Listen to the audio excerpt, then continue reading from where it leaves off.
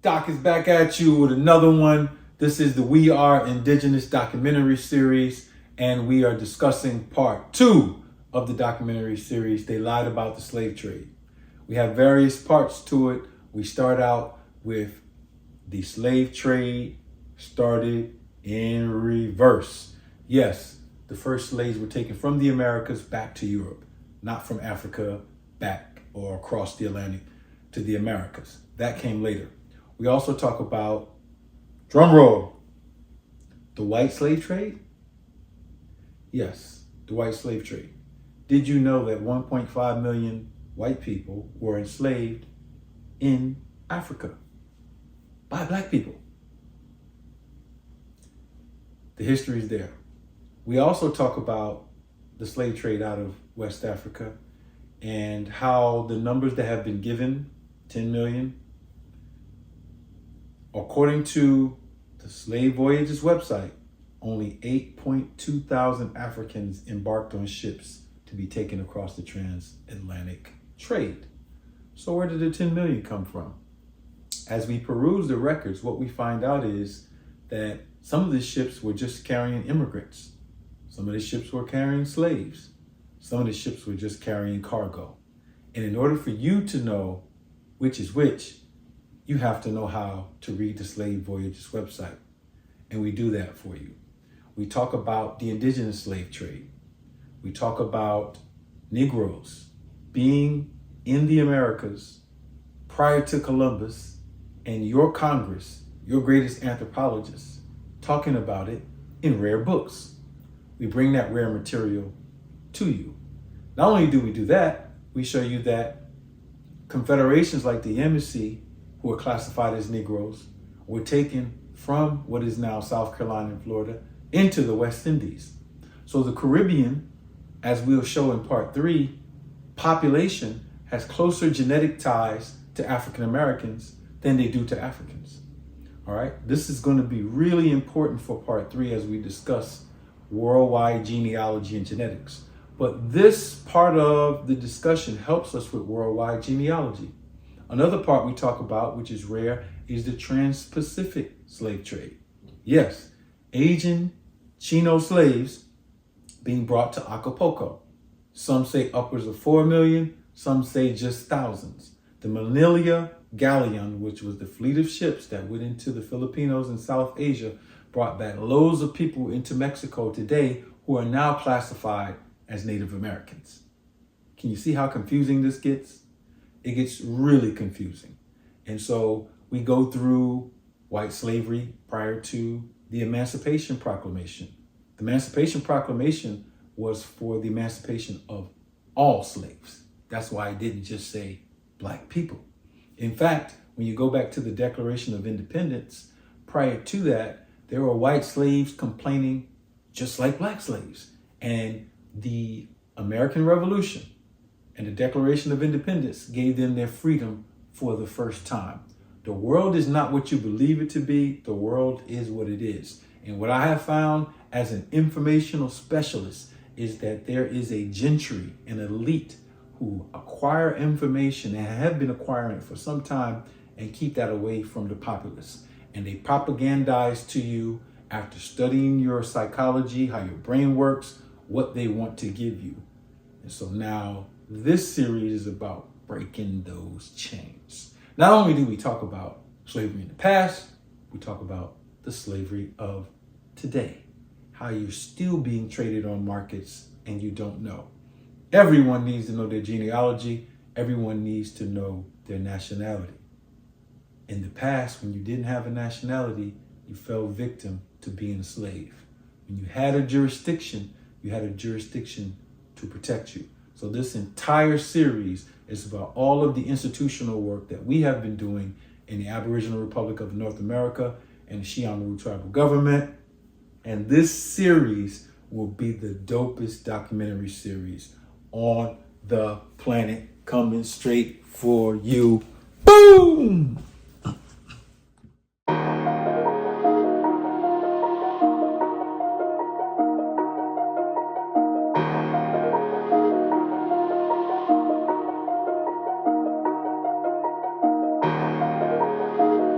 sister here. We're actually in Party City doing this. So tell us your name, sister. Dana. Dana. All right, so what do you know about your family lineage and past? Just random. We're from South Carolina. I'm from South Carolina. I'm from Columbia. I was born in Charleston. Charleston, okay. So we came in on the boat. Okay. We're here with my elder. What's your name, brother? Tell me your name. Minister Donald Britton. Minister Donald Britton. All right, so I came here, bought me a sharp hat. I'll show y'all that later when I get home. You got some beautiful stuff in here, as a matter of fact. Come shop with us. Come shop with us. We at the Discount Mall on Old National Godby Road. I'll get your card and just throw a little line in there for you. Okay. Last name or just my name? My name Helen. All right, how you doing, Helen? Good. All right, so I'm doing a documentary on the slave trade, and you are from where? Ivory Coast. Ivory Coast, all right. The city area. Abidjan. Okay, Abidjan. All right, so what do you know about the African slave trade that you think the African Americans are kind of like, they don't know a lot about? The word is, I watched the movie about the roots. Roots? And to me, from my knowledge, a little bit that I know about, slavery has been here before Africa, before the trade. Okay. From like, how does your perspective on the common things we know differ? Well, let's go to the African slave trade. Now, they try to tell us that over 10 million people were taken from Africa and distributed into North America, the Caribbean, and South America. Absolutely. That is an absolute lie. Oh, absolutely, absolutely not.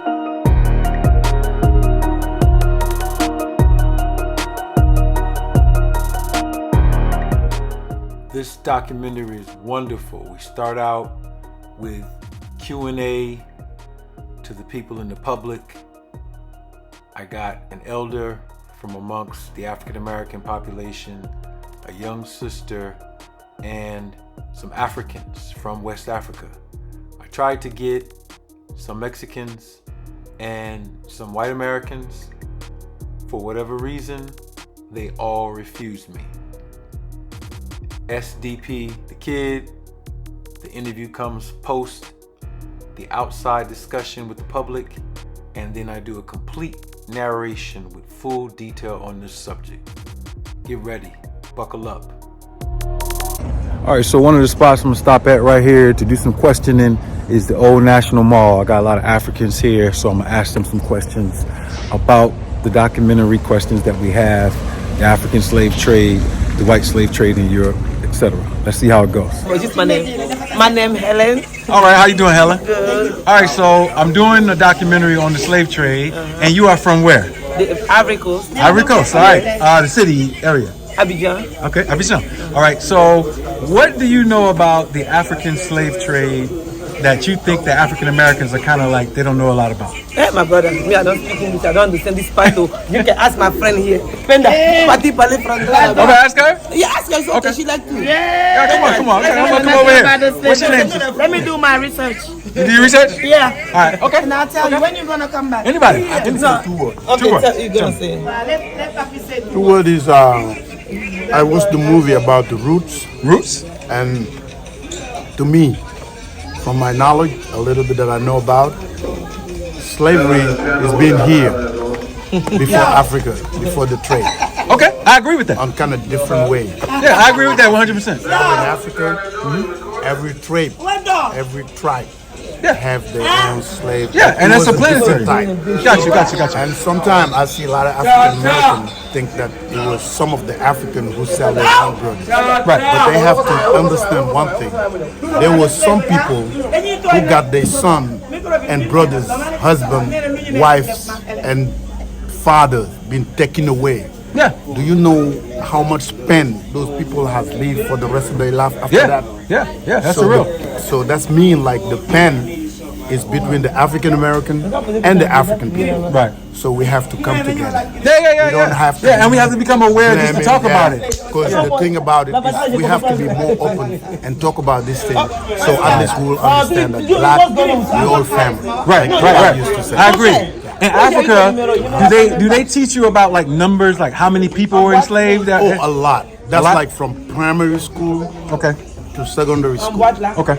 We already know everything happened. It's so sad. Like from the country where I come from, there's an island in Senegal. There's an island named Gore Island. Yeah. So we all visited it. Right. We all the door of no return. Right. And we see And how, okay. we see like how slaves was standing in there on the room that was even like not from here to here. Like, What do you not think even was like the cause 3 of inch. the growth of slavery in interaction with Europe? What were some of the causes you think? Or what do they teach you? I mean, Invasion, I think war. invasion, and the lack of the scary of black. Okay. They know about civilization, Right. and they know more than black people know at that time. Okay. Because they knew that civilization started from us. Another question, a rare question.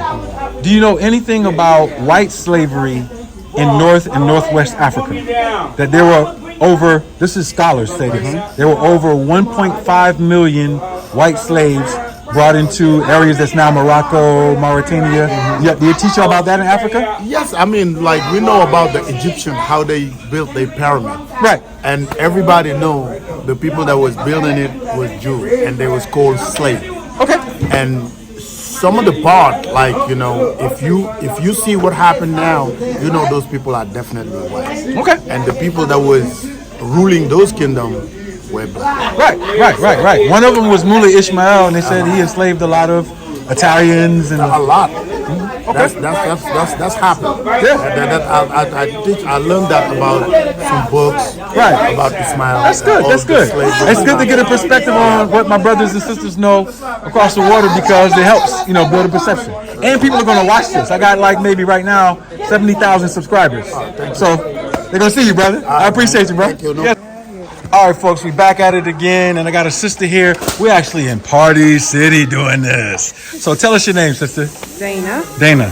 All right, so what do you know about your family lineage and past? Just random. We're from South Carolina. I'm from South Carolina. I'm from Columbia. I was born in Charleston. Charleston? Okay. So we came in on the boat. Okay. Okay. But Have you ever done any genealogy, like great-grandparents, great-great-great, try to look back and trace your past? I have not. Okay. I need right. to. Yeah, because Charleston, besides like New Orleans, is like one of the largest places about genealogy in America. All right, so have you ever been told you had Native American in your ancestry? Yes.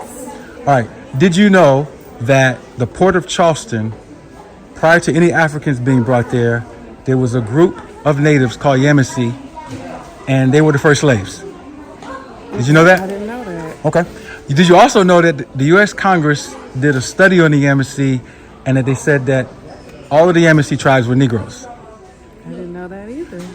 So you need to do your genealogy because it's going to reveal some things. Okay. All right, so African slave trade. You heard about it, right? Yes. Okay. When you think about the African slave trade, as far as you've been taught in school or whatever, when they talk about numbers, what did you learn in school? When we talk about Numbers, like how many people were brought into the Caribbean or thousands were brought to the Caribbean. or I don't into know exact South number. America? Okay. All right. So you never really studied. They never really did that in school. Because I'm also getting like how curriculums deliver information to our people. No, they didn't tell me nothing about that. Okay. All right. So last question: have you ever heard about the white slave trade? No. All right. Did you know that 1.5 million Europeans were brought into North and Northwest Africa from about 1500 to 1850? I did hear about that. I just didn't know Okay. how many. Okay.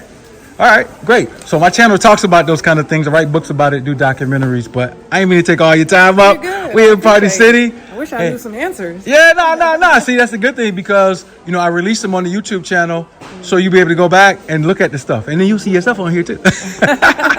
Cool. All right, I appreciate it. Thank you for your time, sis. Hey, thank you. Hold on. Yeah, come on now. No, I'll just I'm play here it. with my elder. What's your name, brother? Tell me your name. Minister Donald Britton. Minister Donald Britton. All right, so I came here, bought me a sharp hat. I'll show y'all that later when I get home. You got some beautiful stuff in here. As a matter of come fact, shop with us. Come shop with us. We at the Discount Mall on Old National Godby Road. I'll put I'll get your card and just throw a little line in there for you. Okay, no problem. All right, so we're talking about the African slave trade. Yes, and sir. we coming to Black Americans, African Americans, just to get their perception. Okay. As far as you were educated and taught from your time and your era, what were you taught about the African slave trade?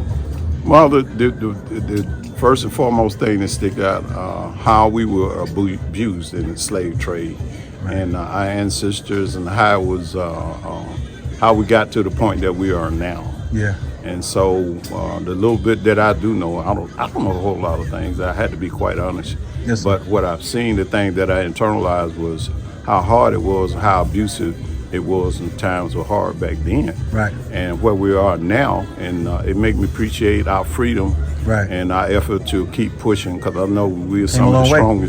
strongest people that, in the land. So with that being said, I'm glad to be who I am. Yes. That's a blessing. That's a blessing. Yes, All sir. right, second question.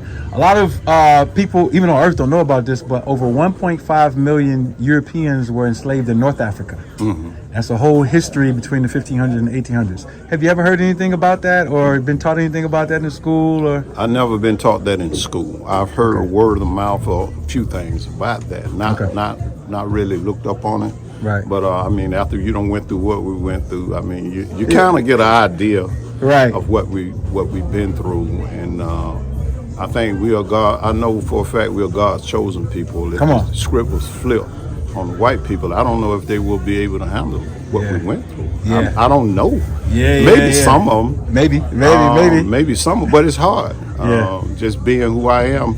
Right. You ride down the street and you get stopped for being black.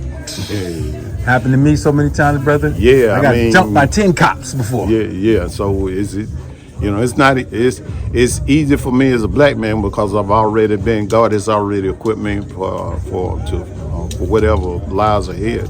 And knowing what I know now, but in my early years, it was a struggle. If I'm honest. Right. I'll rephrase the last question just because I'm hearing your tone.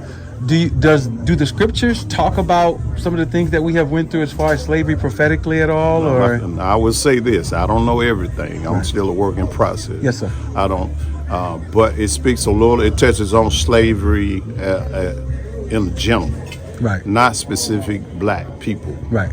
So it says, and kind of paraphrasing it, if you somebody's slave, I can't remember the exact scripture. I don't want to say the wrong thing. Yes, sir. But it said to honor that.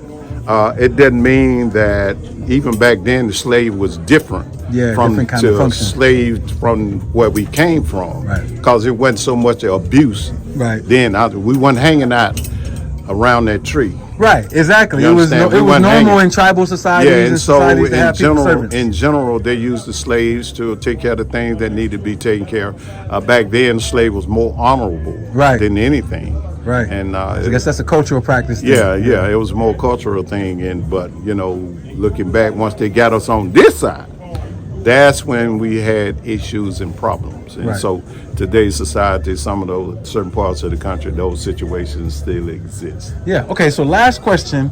One of the things I found out for about 15 years of research is that when the Europeans first came to the Americas and they were, going to different places, Hispaniola, whatever, one narrative that I keep seeing is that they kept seeing people who phenotypically look Negro. So that could say that Africans were already traveling back and forth across the Atlantic or whatever. Have you ever heard anything about that history where they were taking some slaves, let's say in the places like Haiti now and other places, but they were already black people or so-called Negro already here? No, I never heard that specifically, but just in general, I would say, how can it not be? How can it not be? There you go. Makes sense, mean, right? it's Yeah, we've been everywhere, right? all the way around the world. Right. Over 75% or 80% of the world's buildings, the demographics that was buildings and the landscaping and things were done by us. Right. So that makes sense. We were built to handle certain things. Right. I know back in the day, Jimmy the Greek got in trouble for saying that we was built a certain way. Football analysis announcer. I know that. I said, I don't know everything, but Right. Yes, sir. some things are just clear, concise insight to if you study, just see what's going on. You see, can you really see the forest for the trees? Right. I mean, if you dig a little bit deeper, you'll see some other things Right. as well. And so, why are we still? Why is a black man, a young black man specifically in America, endangered species? Right. Why is that? Right. Could it be some? Are you that scared of what the Right. possibilities of the things that we The can potential. do? Yeah, and you said it. know That's a lot the of key word, things. potential. What we see.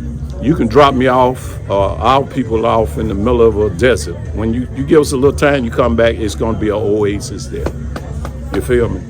Because we've already been equipped. But before we even came through our mother's womb, God has already given us the skill set and the mindset in our spirit to do and handle And whatever the it proof is is in the that pudding comes. because we keep doing And it. I'm an entrepreneur. Yes, sir.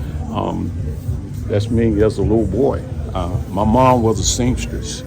That's a beautiful. I designed suits when I got in high school. I'm an artist. I'm a designer. I'm a musician. That's my guitar right there. I studied Jesus, Jimmy, and Bruce Lee. My son is 11. He plays 4 instruments. He taught himself. Yeah, I taught myself, and I play bass and lead, play a little keyboard and stuff Yes, like sir. that. So it's not hard for me. Just look at the tools that he equipped you with. Right. And what I do now, selling suits, men's suits in the gentleman's corner suit selling, it's not work for me. This is what I enjoy doing. I live for this. Yes. Outside of the word of God, spreading the good news of the gospel. Amen. Amen, brother. All right, the interviews prove my point. All right, so we tried to get a diverse group. We got a younger Indigenous sister, black sister. We got an elder brother who is African American, and we were able to get some Africans who were from the Ivory Coast and one brother from Senegal. I tried my best to get Mexicans and white people to talk to me. They would not talk to me. Not to say all of you are disinterested in this subject, but Midtown, all parts of Atlanta, even went to some bougie spots. Changed my dress. So that was interesting. They did not want to talk about slavery from a black man doing YouTube documentaries. So those interviews went very well, but they also showed why this documentary series is necessary. The sister was from Charleston. Beautiful sister. First thing she came out of her mind with is, I'm from Charleston, so you know I was on boats. She had no idea that there was an indigenous slave trade with Negro phenotypical people thousands and thousands before there was ever one slave brought to the Charleston port. So she needs to do her genealogy. The elder brother, brilliant brother, you gotta shop at him. I gotta show you my hat. My hat is dope. Here's my hat. All right, very polished, debonair brother, civilized, but he came from a biblical perspective. And coming from the biblical perspective, it's highly opinionated. However, it's highly inaccurate. All right. And then we had our African brothers and sisters who understood that slavery was an ancient thing. He stated that. But he also was Muslim, so he went to the concept that the Jews were enslaved in Egypt, which never happened historically. So you can see how important this information is. I got a demographic from people who are 60 and over, a young demographic my age from Charleston, South Carolina, and a demographic from Abidjan in Ivory Coast, from Senegambia. All of them were completely ignorant of world genealogy, but great people. Great people. So this is significant internationally, and this is why we are doing this documentary series. Buckle up your seatbelt. You are now riding with the chief.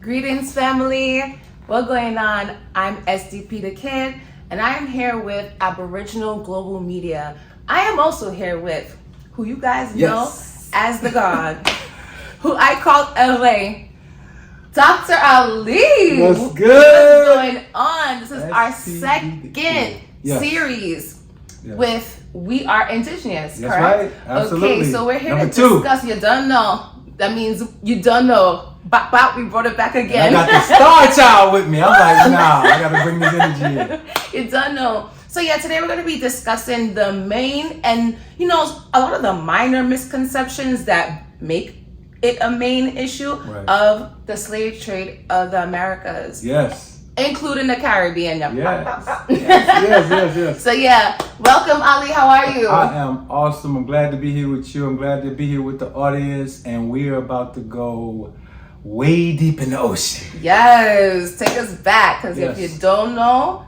You don't know where you're going. because you don't know where you come from. Right. You So- don't know where you're going. Tell me, where do I come from? You come from God. Okay.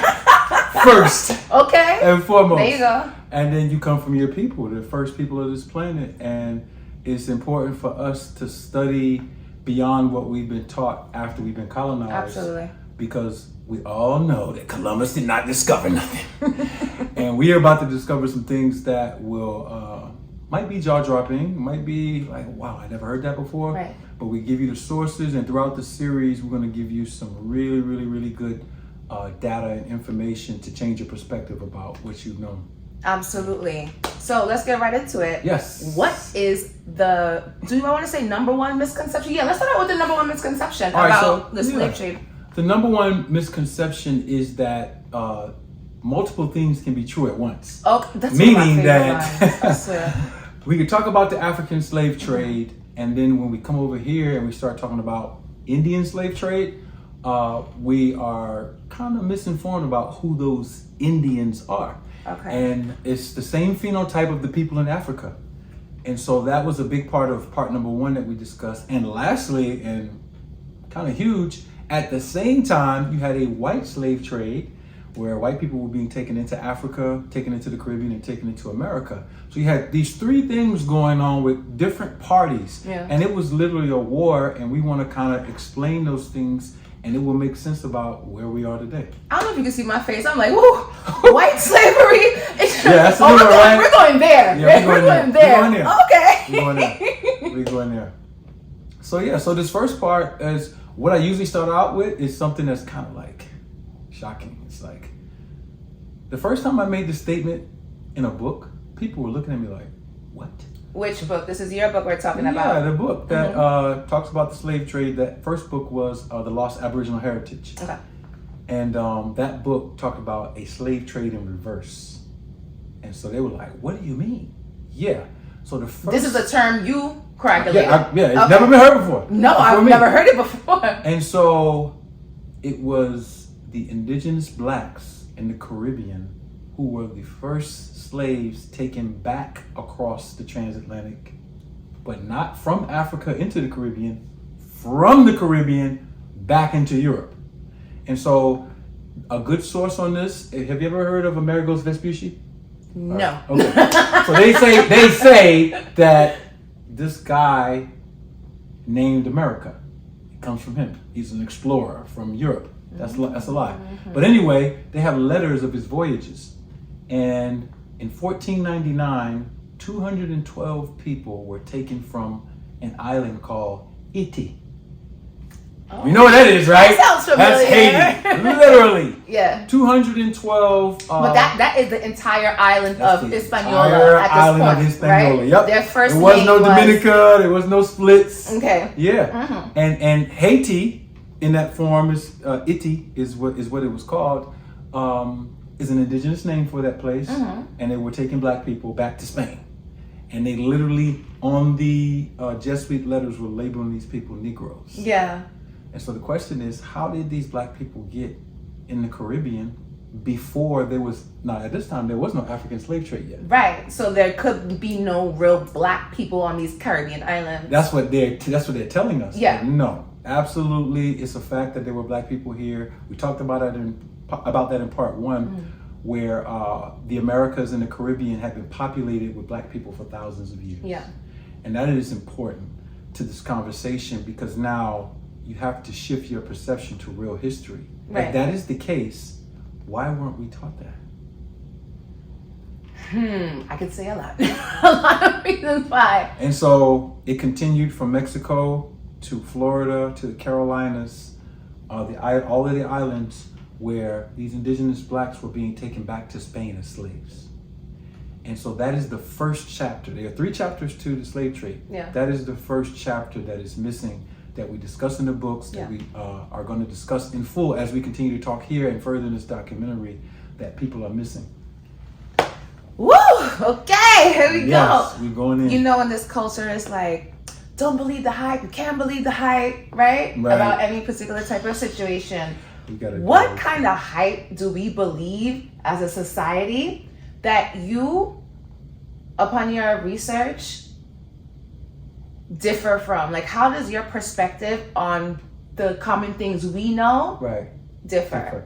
Well, let's go to the African slave trade. Now, they try to tell us that over 10 million people were taken from Africa and distributed into North America, the Caribbean, and South America. Absolutely. That is an absolute lie. Oh, absolutely, absolutely not. So now, let me tell you Yeah. how they're like really shrewd lawyers. So there's the most popular website that keeps all this data is called slavevoyages.org. And they keep more data than any other website on the African slave trade. So when you go to look at how many Africans they count for sure, like as far as they have documentation that actually embarked onto a ship, do you know how many it is? Absolutely not. 8,200 In its totality? in its totality. Now that's gonna make people like, wait a minute, how could that possibly be? That's astronomical. That's what we have records of. That are the people who got here. Just imagine the ones they took and didn't even make it. Right. And so we have that factor, you know, people getting on ships. But one of the things that I see that white historians do is they use high levels of psychology along with the data that they're presenting. So one of the things that they really want us to do is have very low self-esteem about that whole thing. And they've made it into a soap opera. And so I'll give you another example. During this time on Earth, the population on the planet, starting with the slave trade period, 1500s, is about 370 million total people. Yeah. Now, right now, it's 8 billion. So now, let's go back to that time. It's only about 370 million people. In Africa, it's only about 55 million people at that time. This is 1400s, 1500s. Wow. Okay, got it.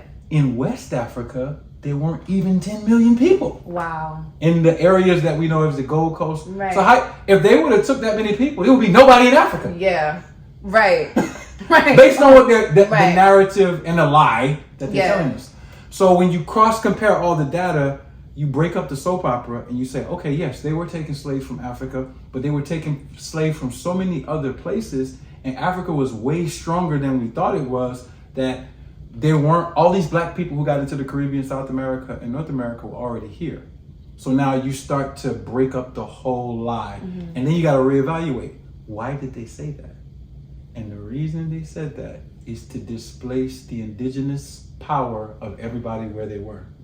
Meaning, if you know that the so-called island of Saint Martin, which indigenous name is? Swaliga? Yes, right. So if your people know that they have rights on the soil, that's a different mentality than feeling like, oh, we are all brought here from somewhere else.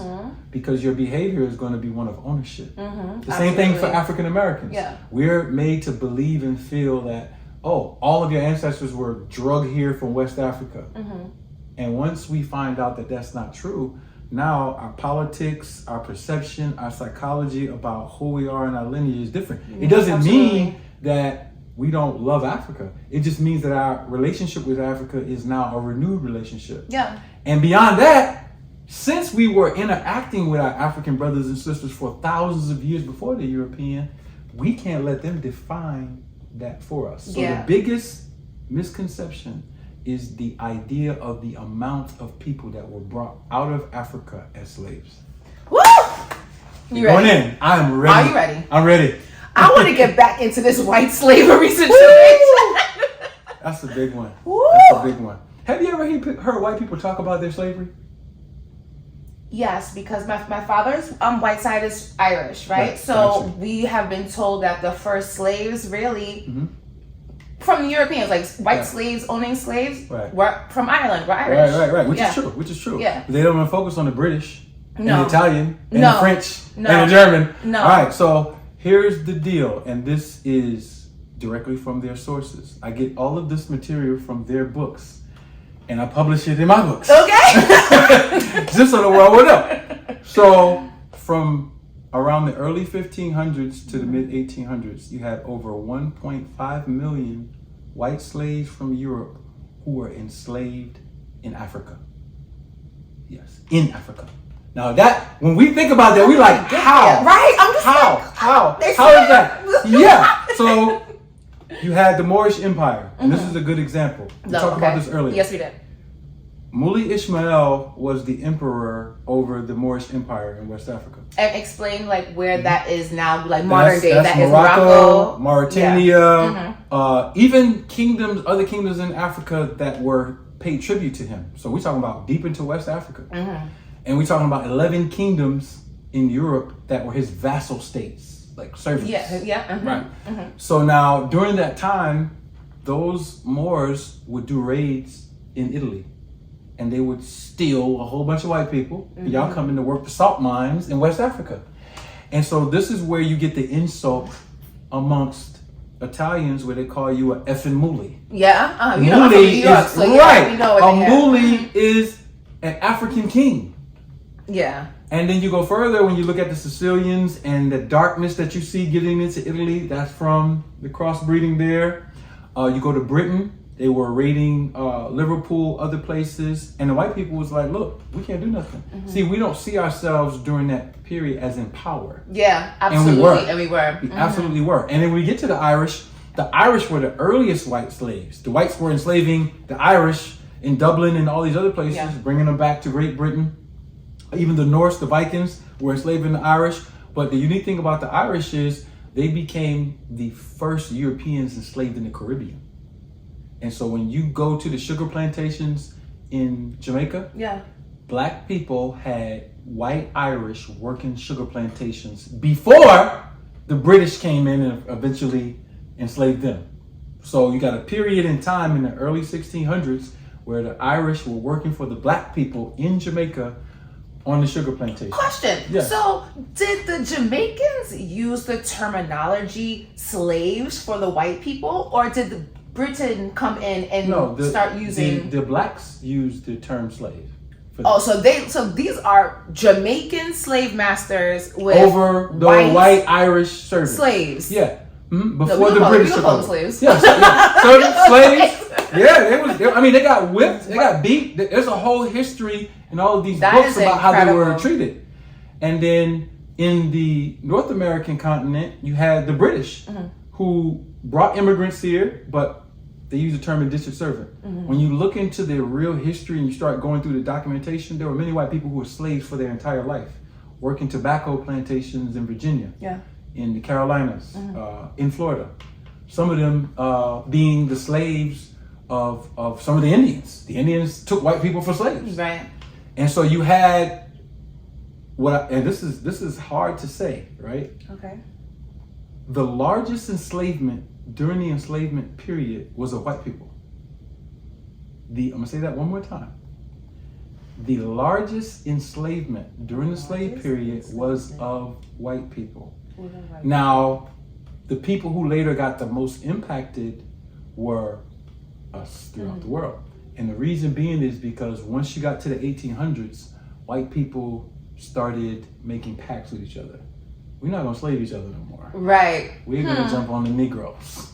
Excuse me. What the white people started saying? What now? Could you repeat that? We are not going to enslave each other. We're going to work together secretly and openly. And there were organizations, the Improved Order of the Red Men, Sons of Liberty, all these different fraternal Masons, all these different fraternal groups.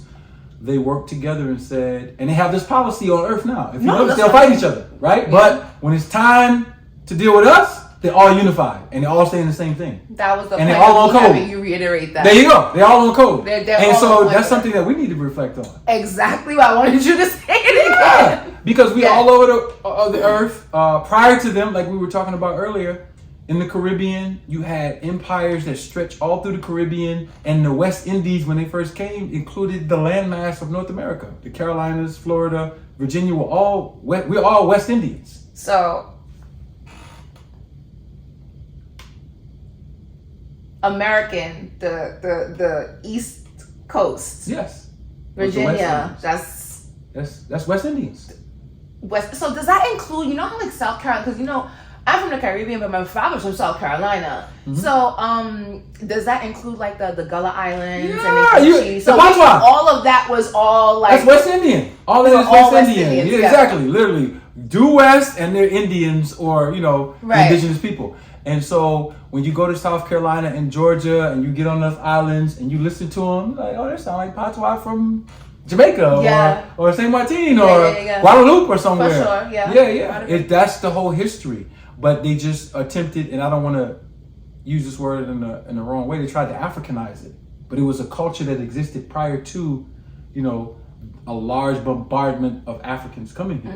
And so we need to understand that. And it's also important to understand when you listen to the vernacular and the accents of the Irish and the Jamaican, why do they kind of sound alike? I never noticed that. Go listen to Irish vernacular. The way that they speak is different than all the Europeans. Oh no, 100%. Oh, Yeah. 100%. Yeah. Yeah. And then they have a nerve to even, Especially on that side of Europe, like they sound and completely they got different. a whole, and that's from their experience, and they got that. That's a form of almost patois that they're kind of speaking. Okay, got but it. it's Europeanized. They can't really get the tone like we get. Okay. But yeah, so white slavery was huge, and they covered it up. It's the biggest cover up in history. White slavery in Africa, white slavery in Europe, white slavery in the Caribbean, and they were working tobacco, sugar plantations, all these plantations. How they know where to go to get these white people? Because I heard, I'm not gonna lie, I heard you list a couple of countries. So now my mother's side is Dutch. So were there Dutch slaves? Yeah. Really? Yeah. And see, the whole thing is you gotta understand, black people ruled Europe. Because of the pano. There you go. There And you so go. now when you go Like- back and you look at all the crests, the shields in Europe, you see these Moorish faces and head people with headbands and black, and it's like, oh yeah, the early kings in Europe were black, and the whites were vassals under them, and then eventually white people got a little bit more power after the Renaissance period. Yeah. And when they started the Black Plague and the sanitation got bad, we got up out of there. And it was up there dying. Yeah. And then spice trade, they're trying to learn and get apothecaries to heal themselves, coming back amongst indigenous populations in the Caribbean, Africa, and America. Yeah. And they did. They were able to survive. So that is the biggest wash in history. And lots of white people know it, but they have a rule too. And this is the last thing is important. They don't propagate their slavery.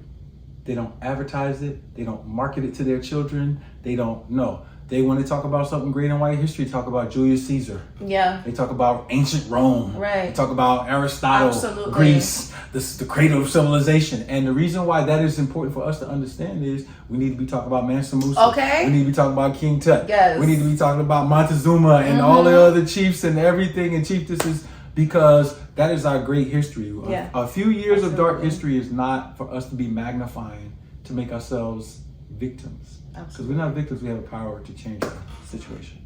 But you know what? The thing is that the white people have propaganda for us. Do we have it for them? So this is an uncomfortable subject, Yes. knowing that I am Caribbean. Caribbean. And I'm American too, Yeah, because of you New both. York. We got beef, yo. Yeah, we got beef. We got beef. Don't We got you beef. think we got beef? Like, Yeah, we got beef. And it's always been, I think only now, maybe the last few couple years, like let's say Carnival has started spreading out to different states, and now the Americans are ingratiating with the Carnival culture because it's a party. It's Right. a big ass party on Right. the road. Right. However, just culturally, guess what? We still don't mess with each other. Yeah, it's a double-edged sword, and it depends a lot on people, but the overriding tones are the most important tones. Yeah. And I think I can explain it just from history and then for now. Now, the first thing we have to understand is that, just for the sake of what do you call this, colloquial terms, because West Indian is a colloquial term we use. Yes. When you're thinking about West Indians, we're all West Indians, and that's how it started out. When our interaction with Europeans, Yeah. they considered us all West Indians, And we had a very, very similar culture, right? Throughout the islands, the East Coast, Virginia, Carolinas, Florida, Jamaica, Haiti, all throughout the islands, Trinidad, there was a common culture, even common foods that we ate. And so now colonization separated us. And so one thing that happened to Black Americans here, because of their interaction primarily with the British, who consider themselves the elite of Europeans, absolutely, yes, we took on that psychology amongst other Black people. That we're kind of like the elite, and the Africans and Caribbeans are kind of like, third world. Like that. And so they bred that into us though, because the Caribbean had kept a lot of culture. And so to keep us distal for that culture and to get us religion, I'm not down to nobody who has, Christianity, Islam or whatever, but those weren't your native things that you practice. Of course. That's one, that's important. And even if you practice it now, you shouldn't be practicing like a colonizer. So you have to figure that out. Indeed. But that gives you a distinct attitude. I see it when I travel. I grew up in merging cultures. Yes. And So have I, yeah. Right. And so Blacks here have this elite attitude over all Black people on earth that is inbred by the colonizer. So what that does is that divorces them from kind of the indigenous culture that's still in there. That's like, voodoo and reggae, and, Right. the average Black American from a certain age. Now, our generation, when hip hop came, we start breaking through that shit. And so now it created this thing where we don't follow the conventional religions. We don't follow any of that. Yeah. And what that did is that humbled us and opened our minds up to the cultures.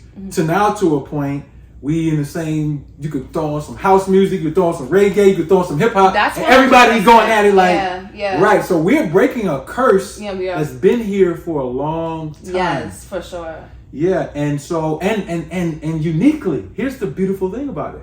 Not only are we breaking the curse, we're the ones that's going back to the indigenous stuff. Yeah, for sure. So that goes to show, like, it's For like sure, we yeah. time traveling both ways. We're going into the future with all this new stuff, but we go into the past with the way that we relate to each other. And I think that, and this is just my personal opinion, when the people in the Caribbean and the American Blacks break through this stuff and get back on our indigenous culture and really start to implement it into politics, culture, health, all of that, we're going to change the rest of the world. Absolutely.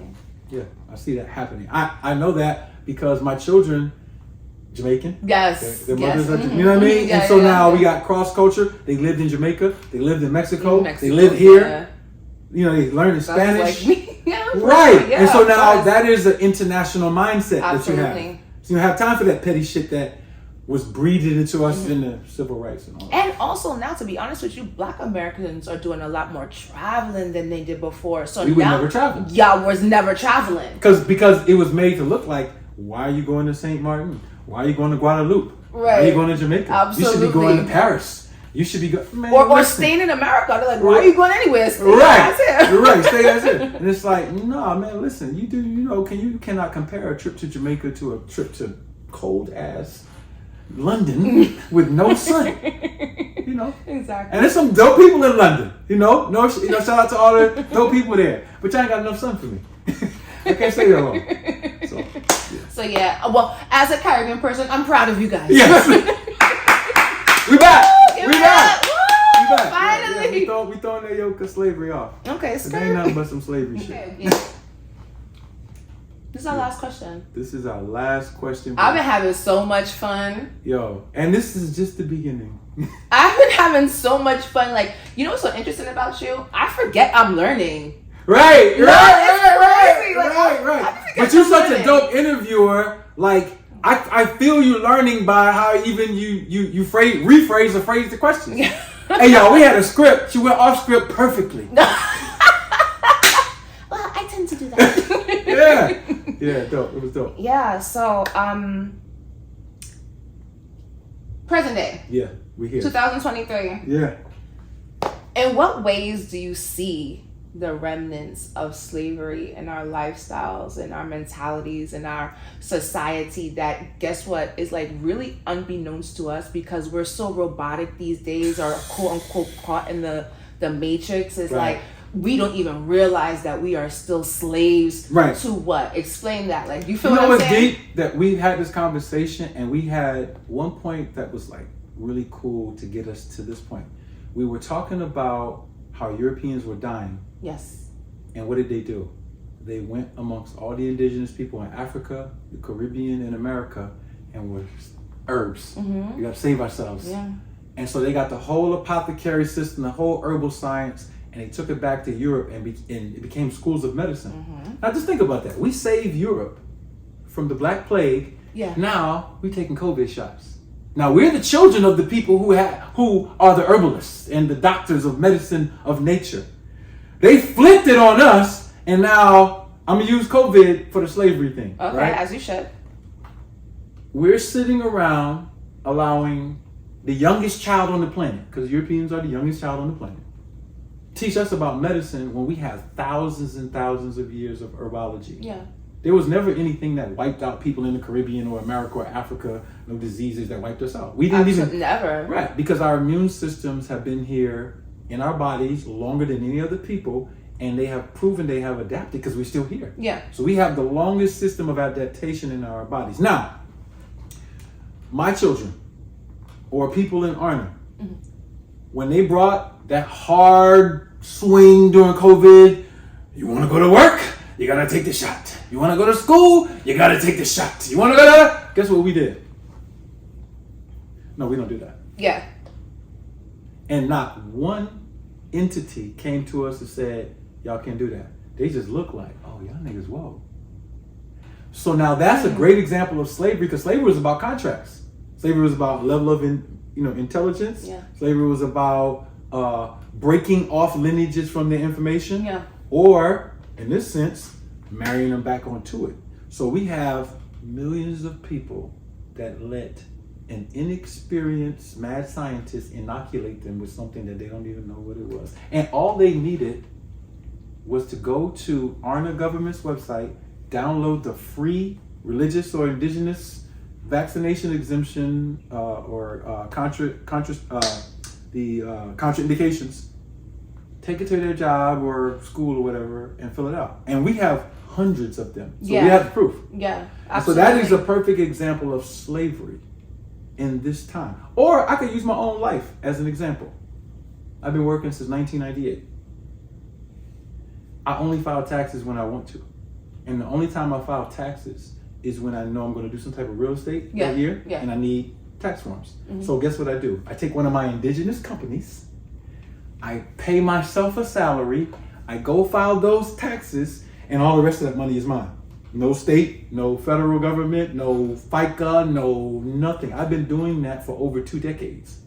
So it's allowed for me to live a life where I don't have strain economically. We can teach every black person in the Caribbean, all throughout America, how to do that. And guess what we can do then? We can take that extra reserve money that we have and start putting it slowly into institutions. Yeah. Both of their mothers are midwives. Yes. They sent them to school. They know how she delivered Summer Walker's baby. Their mom. Asasi has been doing midwifery in Philly for 10 years. So these are experienced women who can teach all the rest of these women how to stay out of a hospital where you're getting an epidural, white man is between your legs, you're not comfortable, you can't calm down and have your baby in peace. Yeah. That's an institution. Then you give the baby an indigenous affidavit or baptismal record or whatever you want instead of the other document that solidifies you into slavery, a birth certificate. Which also protects them from having to now, when they get older and go to school, having to take the vaccines. Take the vaccines, getting forced into places that they don't belong. So this is an educational process. Our people are still enslaved. The very systems that they used in slavery with documents and ignorance and reprogramming, they're still doing it today. And so this is like an abolitionist movement. We like those renegades from the past who stood up against slavery. We're doing it right now. We're educating them. We're telling them rare things they don't know. For free. For free. Right now. Till we get that next Netflix special. Okay. But it's only gonna be $9.99. So y'all good. But so Arna is a template now. Yes. Because we've been running Arna since 2006. So we have our own doctors, lawyers. Absolutely. We have all these people who are specialized in these areas. And guess what we can do? We can take seminars and training. We can go to St. Martin. We can go to Jamaica. Matter of fact, we already in Jamaica working. We can go to all of these islands and all throughout Africa where you have all these indigenous people who need, how do we do this thing? Yeah. How do we organize this? How do we organize a jurisdiction? So you got you some land, good. You can farm on it. Okay. You can set you up a school. Yeah. You can set you up some midwives. You can get you a apothecary. Now you got the herbs out there. You can make your medicines, and then we got systems. We got gross national product, and that's where we are. That's our future. Our future is in building small indigenous towns and cities, making them self-sufficient, and building our own institutions so we can live our own way, and we can travel. We can make money. We can do everything we need to do and have fun. So, yeah, that's what I see for our people, and I am confident that nothing can stop it. Not even us. We're not that smart. No, I agree. Yeah, so we don't need to be taking shots. We don't need to be taking boosters. We need to be boosting our mind up with some education. Okay. You know what Read I mean? a book. Yeah, and I'm thankful for you. One of your books. for sitting here to have this conversation with me, because our sisters need to see a woman who is in her culture, Caribbean, etc., experienced it where she does, but willing to take the time, like, look, let me sit down with my brother and chop it up. Absolutely. And share with these people so we can educate them. You know, it's, knowledge is uncomfortable, right? Do you know how many nights I was up like, bro, what are you reading? No, like I read and I'm like, right. What is going on? Why don't we know this? But we need to, and I'm glad we do. And thank you for teaching us. Yeah. Yes. Love Thank you. The God, the King, salute, the Doctor. We start this conversation first with the most controversial part, and that is that the transatlantic slave trade started in reverse. Reverse how? Reverse from what you have been taught. The first slaves were brought from the Americas back across the Atlantic to Europe. This unknown chapter of the transatlantic slave trade gives a more complete picture and accurate history to the events of the past. They even give a greater detail about why and how Europeans were able to get to the Americas. They were suffering from the Black Plague and had lost 2/3 of their population. They had taken back over Spain from the Moors and got access to knowledge about resources in the spice trade, and this knowledge gave them the ability and the desire to gain access to those resources, to save their population further, and to use the knowledge that they gained from the Renaissance in order to expand themselves into areas on the earth that they had never been.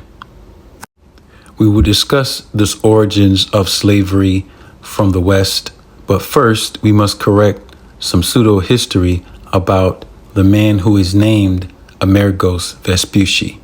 That was not his name. America is not named after him, and the original records of his letters and contemporary people during his time knew that these were forgeries. These forgeries do not mean that he did not exist, but he existed under another name and never accomplished the things that he said he did. A large part of what will help people understand more of this history is to undo the psychology that Europeans have imposed, that they were these great masters instantly taking over territories. They were not, and that is not the case. This is a source from Alonso de Ojeda, a pilot that was the natural successor of Cristobal Colon, also known as Columbus. Ojeda gives the exact name of the other assistants and assistant pilots on his primary mission. The name given here, Moriga Vespucci, is the original name of the man who is now using a pseudonym, Amerigos Vespucci. Amerigos was inserted as a pseudonym in an attempt to clip away the true history of how these lands got their name. The source material for this forgery is called Cosmography Introductio.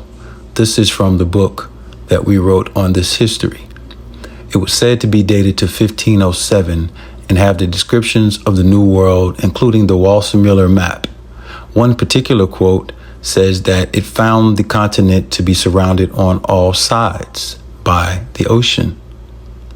There is no known author for this particular material, and this is the material that is used to ground the pseudo-history that America was named after Amerigos Vespucci, to ground his pseudo-character.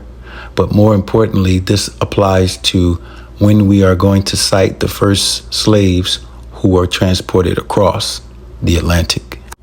From these facts, we can determine that the source on Amerigos Vespucci is false. Vasquez Núñez de Balboa was the first European to see the other side of the Americas, meaning the Pacific Ocean. That was in 1513, 6 years after this false fraudulent claim from Cosmology Introductio. It was 1520 when Magellan sailed around South America into the Pacific. That was 13 years after this 1507 false claim.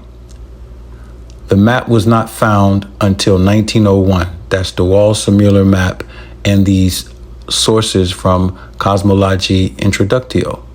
That was 394 years after it was made.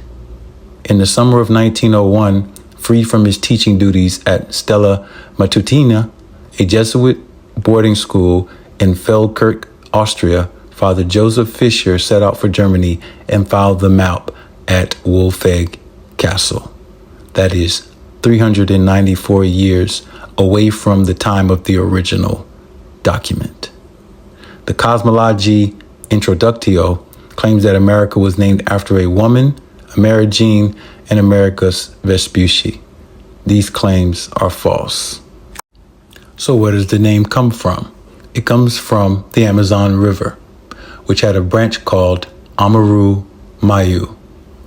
In fact, the pre-Inca civilization in this era was called Amara.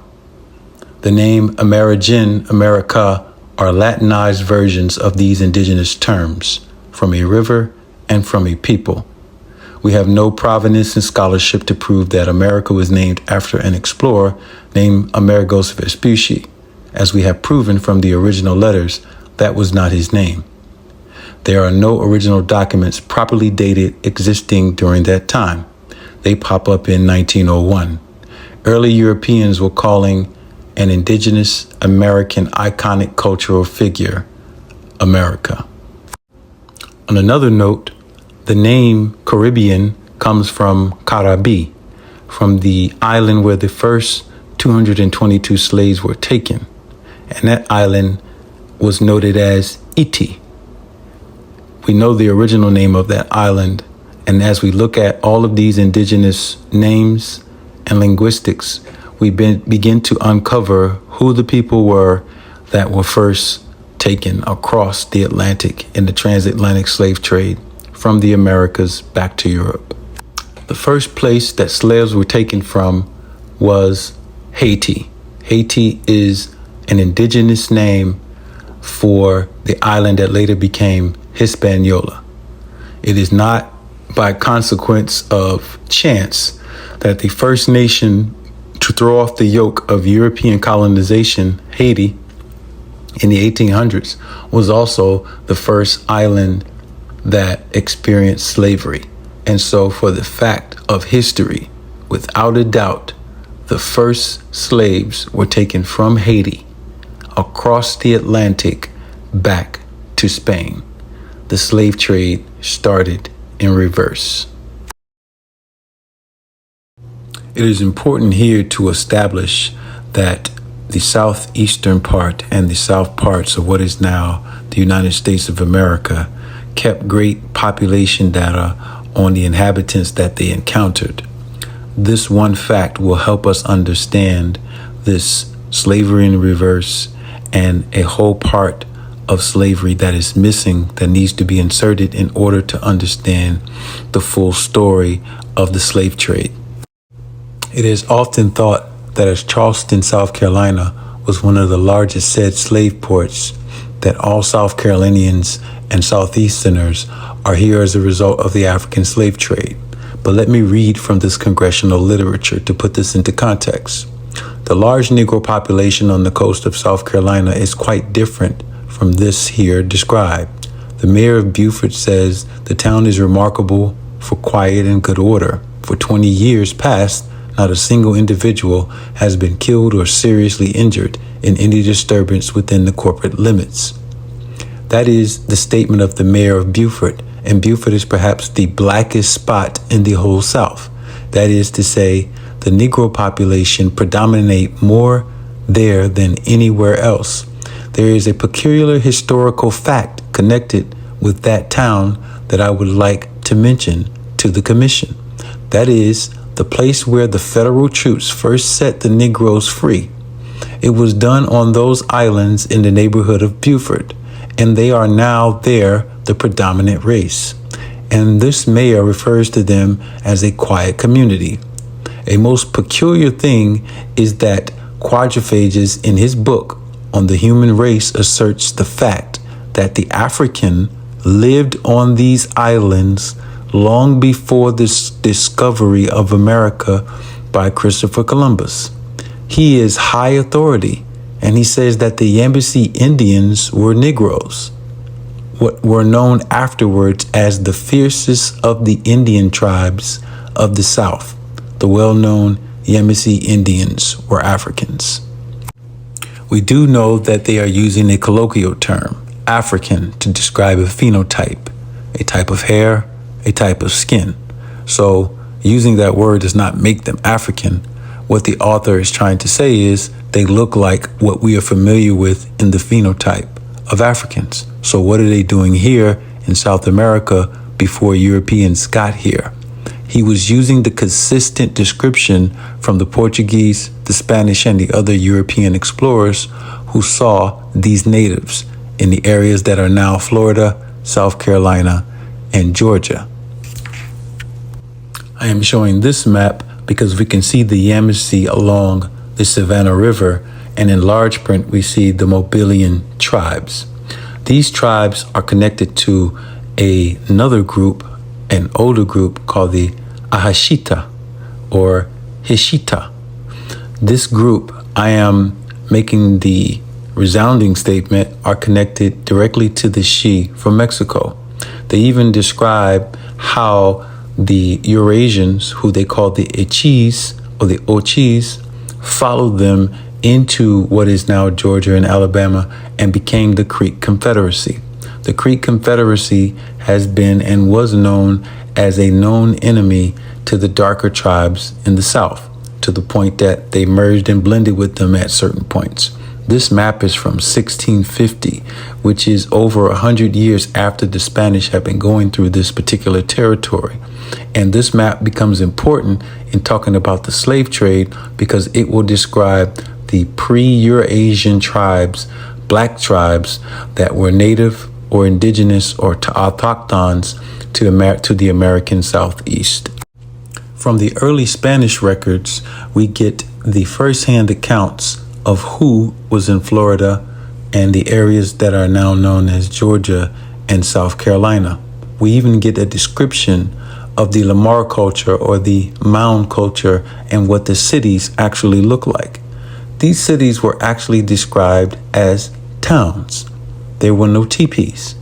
There were buildings, large ones, some of which, as we continue to read through, could accompany from 300 to 1,000 people. As we stated in the first part of this documentary, in Tuscaloosa, there were 80 buildings that could hold 1,000 people apiece, according to the testimonies of DeSoto. So now what we are doing is giving a better picture of who was in the American Southeast and the American South and what slaves were first taken. The first slaves were taken from this area. We read here from my book, They Lied About the Slave Trade. On April 27th, 1528, De Vaca and his Spanish fleet disembarked onto the coast of Florida. He sent his clerk, Alonso Enriquez to enter talks with the Aboriginals. They provided fish and venison. Later, in the evening, as the Spanish soldiers came on land, they found the village abandoned. According to this report, quote, one of those houses were so large that it could hold 300 people. The narration goes on to say that the first captors were 4 Indians who told them about the Appalachia and the gold that was there. This is the first record of a capture of Aboriginals on the mainland of America. The year is 1528, April 30th. The location is Florida. On June 17, 1528, they met the first chief of an Aboriginal village. His name was Tulchanchelin. He took them some distance to a village called Apalachicola, a city bearing the same name as it bears today, not far from Tallahassee. Here you have, from American New World empires, what the buildings actually look like that we built. The Europeans made drawings and maps of these cities and talked about them as if these were things that they had never seen, or for the Spaniards, they would have seen in Moorish Spain. This is the route of De Soto. We can see the route that he took across the American Southeast, but in particular, we want to highlight the first woman that was captured and who escaped from slavery. Her name is given as Cofita Chekwe, and her village bears the same name.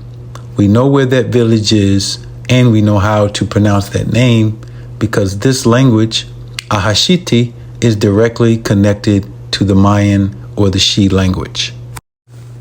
First, we have her name and the name of the village, which was in the area of Augusta, Georgia, and Barnwell, South Carolina, along the Savannah River. Cofita Chekwe. The correct way to say that would be Cosita Cheku. Ko meaning knowledge, Sita meaning to return, She meaning the plants and the trees, and Ku meaning God. Ko also meant tassel, and the tassel that is worn in modern day education comes from a native practice representing ascensions in learning, levels of learning, rites of passage in learning. It also deals with the culture of indigens. Many of the plants that we used, from the mushrooms to the tobacco as medicine to the various things that change and alter the way that the brain operates and gave many of the chiefs higher levels of enlightenment, they saw as a divine practice to commune with their ancestors or their God. Thus, we find the name of villages, kings, queens, or caciques, leaders, mikos, bearing that particular body of knowledge where they are ascertaining that they gained their knowledge through the trees and the plants. As it pertains to Cosita Cheku, she was the queen or cacique of an indigenous town in what is now the area of Georgia and South Carolina. Hernan de Soto had heard about her in his travels from Florida to what is now the southern Georgia.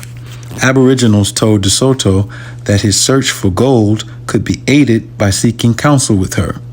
They guided the Spaniards to the town that we just called Cofita Chekwe. As the Spaniards came upon the river and they crossed, they saw her being carried on a throne with a white parasol and veil surrounding her. Once close, she greeted them with maize and pearls as if she was expecting them. She housed the Spaniards. That evening, De Soto inquired if she knew where the gold was in that region. She stated she has none, but there may be some further north amongst the Appalachia. De Soto requested that she guide them. She obliged. When they got to the next town called Shuela, which is now called Clarksville, Georgia today, the queen stated that this is as far as she could go. She was the leader of many villages, but the villages further north were not favorable to her jurisdiction. De Soto demanded she stay and seized her and forced her to continue on the journey as a slave. The Spaniards do not give full details in their annals on what exactly happened next. They just confess she escaped and that they continued on their journey.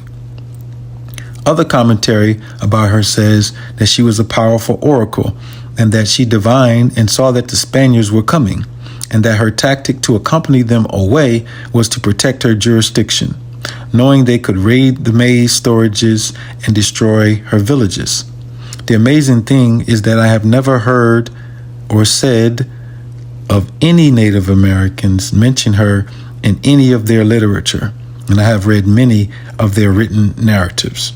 In fact, almost all southeastern descriptions of the indigenous people by early European settlers describes them with the same phenotypes as Black Americans. In this story, we have our first story of the captivity of an ancestor, a woman, a Black woman, who escaped successfully and now can be celebrated as we resurrect our indigenous past. I return to the native period of wars between the phenotypical Negroes who were in the Yamasee Confederation. In 1708, in the Carolinas, English traders kidnapped over 12,000 Yamasee in that confederation, and they missionized them and they sent them into the West Indies. Many in the Caribbean do not know they have higher and stronger blood ties to peoples in the southeastern parts of the United States than they do to anyone in Africa. And this is due to this period in the 1500s, 1600s, and 1700s where there was a theft, a kidnapping of those from the areas of Alabama, Georgia, Florida, and South Carolina, and taking them into areas like Jamaica, Haiti, and all of the other islands in the Caribbean. The slave trade in the early 1700s was the primary economic activity. What is not known is by the early 1700s, the Indian slave trade is the colony's primary economic activity, with some 30,000 to 50,000 Indians being enslaved. A great example is the port of Charleston. It is known as a large port where slaves were brought through. What is not known is that these were Indian slaves with Negro phenotypical features being brought through the Yamasee Confederation, or the Ahishita, or the Hishiti, who were distinguished from the Muskogean, who were travelers who came as Eurasians into the American Southeast. This distinction is important to the future discussion of this topic, as colonists would begin to separate the dark-skinned, kinky-haired Aboriginals and label them as Negroes, and allow and work with the Eurasians, who they labeled as Indians. This distinction they tried to force as a war tactic to take away from the power of the original natives of the South. In particular, Virginia and South Carolina play a great part in this tactic. The 1740 slave codes of South Carolina served to blur the distinction between African, American Indian, and interracially mixed child slaves, declaring, quote, all Negroes and Indians, mulattoes, and mestizos who are now or shall hereafter be in this province, and all their issuing offspring shall be, and they are hereby declared to be and remain hereafter absolute slaves.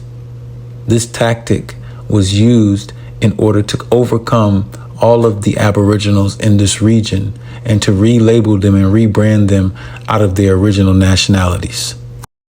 We will have to keep in mind also that this war went both ways, because the narratives of the Aboriginals, who were also enslaving the whites and Europeans, is often not told, but we will tell it at a later moment in these narrations. The state of Tennessee is named after a town and a tribe called Ta-Nehisi. Most do not know, but the names of tribes actually come from the jurisdictions or the towns that they lived in. So you had the name of a town, Kofa, T, Shekwe, and it was the name of the people.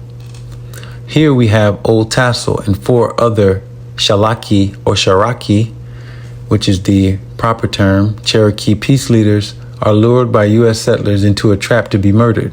They come in peace and are axed to death under a flag of the truce in Chiloé. This is important to note because this was a tactic of Europeans to kill the primary leaders, to destroy the morale of the towns of Aboriginals in that jurisdiction. Old Tassel is important though because he reveals a very, very sacred secret. The tassel which is worn by those who graduate, the tassel that is on top of the fez. This was native wear and it represented a high initiate in the tribe. In the past, because the Eurasian Native Americans had allied with the European against the darker Aboriginals, the Virginians and the South Carolinians developed blood quantum laws. This was to support the breeding out of the heritage and the history of the darker, kinky-haired Aboriginals, and to give incentive to Eurasian Native Americans to keep what is considered a pure group by not mixing with the original Aboriginals who are being reclassified as Negroes. Now these Negroes could never claim any of their indigenous ancestry.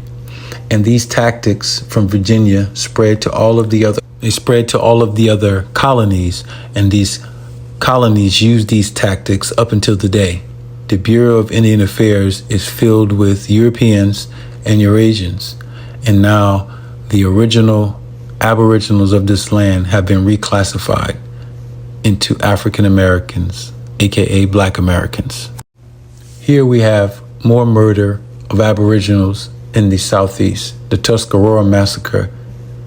Colonel James Moore and his militia volunteers and Indian allies attacked the main stronghold of Tuscarora Indians at Fort Neho-Heroka.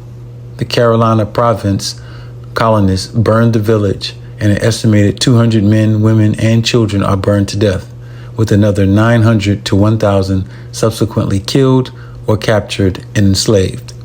What do you think these people were reclassified as? Negroes.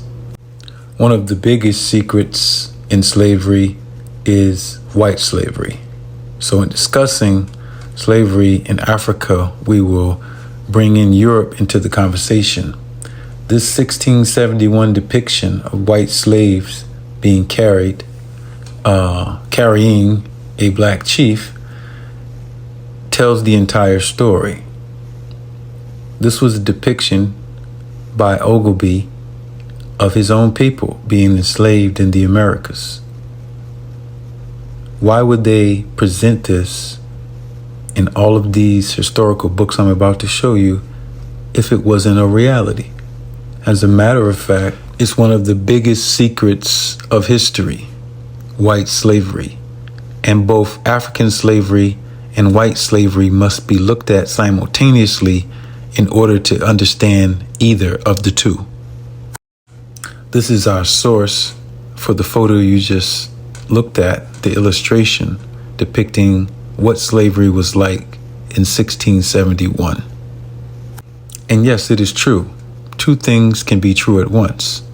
There was a so-called black slavery, but we must understand from the accuracy of history, white slavery trumps any slavery that has ever existed on the planet. And why am I saying this? It is because slavery is not our issue. Our issue is identity and jurisdiction. And the sooner we learn that, the faster we can solve our problems and not play victim. Here is the book White Gold by Giles Milton. It depicts over 1.5 million slaves from Europe who were enslaved, yes, in Africa. Slaves were housed in matamours or underground dungeons that were filthy, stinking, full of vermin. Captives wore chains around one ankle.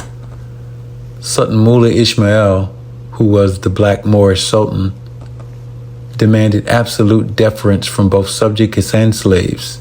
Anyone granted an audience had to fling himself into the dust at the Sultan's approach.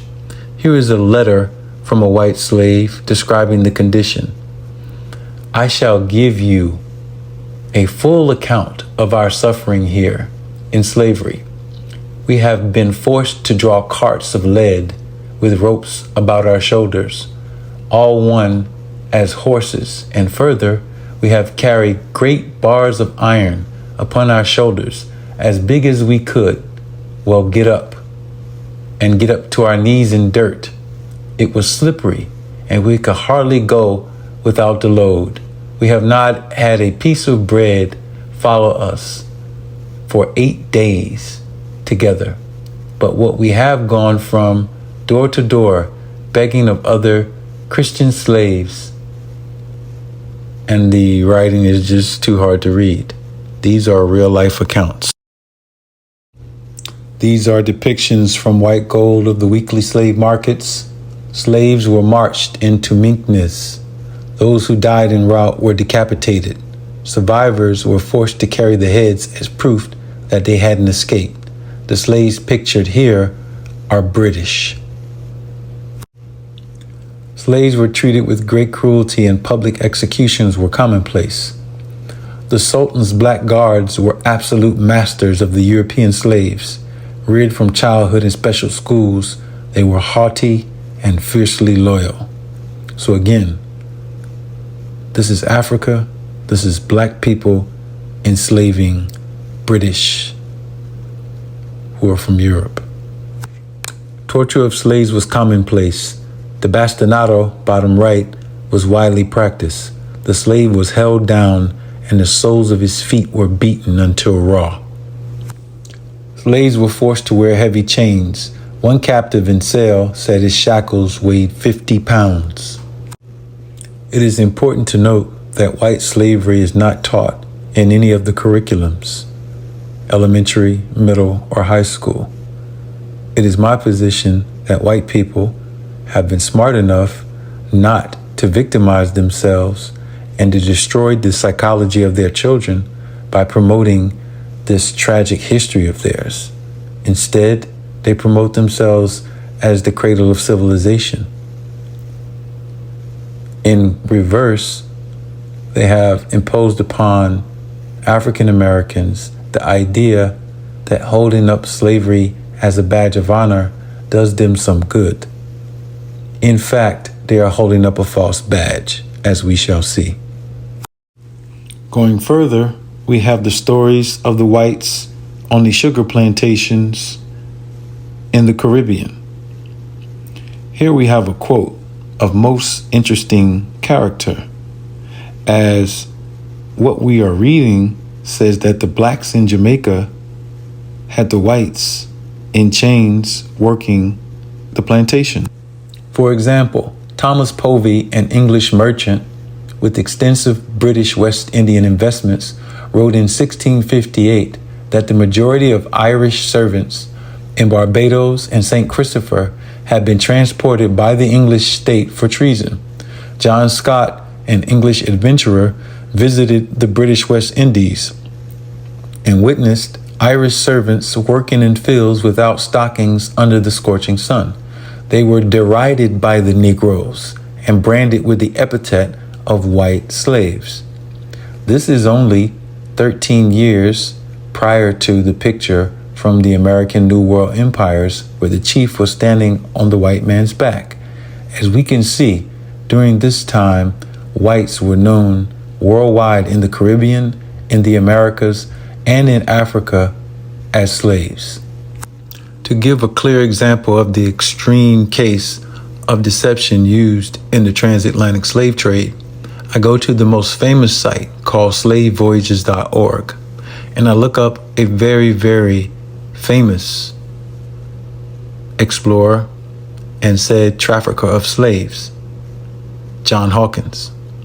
John Hawkins, as you can see in 1565, is listed as traveling on the ship Jesus of Lubeck. The ID number is here. He departed Plymouth went into Africa to a port that's said to be unspecified and came to the Spanish Caribbean to sell his slaves. The captives were listed as 92 captives. By analyzing this site, I will be able to show you exactly how they're hiding white slavery and how they're inventing or overemphasizing African slavery. As you can see here, the name of the ship is listed under the ID number, Jesus of Lubeck. We were taught by the Honorable Elijah Muhammad that that was the name of the ship. They departed from Great Britain, and the voyage was made and slaves were disembarked in the Americas. What we were not taught is going to blow your mind. As you can see, the ports are unspecified for principal place, but first place where captives were purchased is listed as Senegambia. The second place is Sierra Leone, and the place where captives landed is the Spanish Caribbean. As we look at this and piece it apart, what we're going to find is the secrets they're hiding about the transatlantic slave trade. The total embarkments, or people who got onto the boat, are listed at 100. The total disembarked is 92, implying that it's a possibility during the trip that 8 of the captives died. What I am doing is showing you how to investigate the Slave Voyages website and this material. Each one of the ID numbers, once you click on it, you can get to the sources of the data. And here you have John Hawkins, Voyages during the reigns of Henry VIII, Queen Elizabeth, and James I, printed at London in 1878, which is approximately 300 and some odd years after the voyages. But I have all of these materials, and this is where we uncover what has been done. Here we have the first mention of the first voyage of John Hawkins. And as we peruse through the document, on the next page, as we read, it states, Mr. Hawkins took with him not above 100 men for fear of sickness and other inconveniences whereunto men in long voyages are commonly subject. The only problem is these 100 men were not taken from Africa. They were taken from Plymouth. But on the Slave Voyages site, they are listed as captives. On the next voyage, which lists Jesus of Lubeck, it mentions 170 men. It mentions nothing about any African slaves. In fact, it mentions taxes from the king of the Moors that are practiced in that area. So what is going on with the Slave Voyages website? Who were the 100 captives? These 100 captives are listed on the ship's ID number, but the book says they are from Plymouth, and they are counted down to 92 with no explanation other than a possible, hey, we lost 8 people in the voyage. The conclusion is there were no Africans on John Hawkins, Jesus of Lubeck, or other voyages. According to the Slave Voyages website, his captives were Europeans. Another important factor is to show the route a ship had to take from Europe to get to America. It could not just go straight across the Atlantic. It had to come down the coast of Spain and Africa and catch the currents, and then move its way up into the Caribbean, and then move towards the ports that were in North America. Here is a depiction of how an average ship from Europe would make its route across the Atlantic. There was always a passing of Africa, and this is important as we develop our story. After years of studying this history and the Slave Voyages site, I am of the opinion that the site is very deceptive, but can be read if you know history. It is using estimations, but it also used an imputer or an imputation algorithm to impute the information in, which means a computer is spitting this data out to us based on entries of particular information. But we must keep in mind that estimates and tentativeness are not accurate. As we go through the site, I will be able to help you understand exactly what the site is saying. Many people believe that the site is saying 10 million Africans were brought across the Atlantic. This is not what it is saying. It is saying that 10 million people approximately were brought. The question is, who were those people? I am beginning to solve that riddle for you because most of them were immigrants and white slaves.